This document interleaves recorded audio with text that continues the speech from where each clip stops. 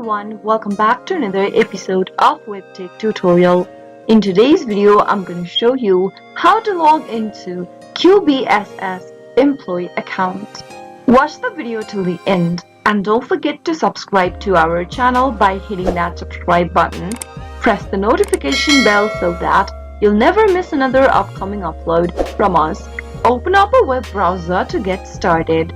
In the search box, type in QBSS employee login and press enter on your keyboard. On the next page, click on this link that says employeeportal-qbssmail.com and it will directly take you to the login area for QBSS employee. Enter your valid username in the first text box and then enter your password on the next.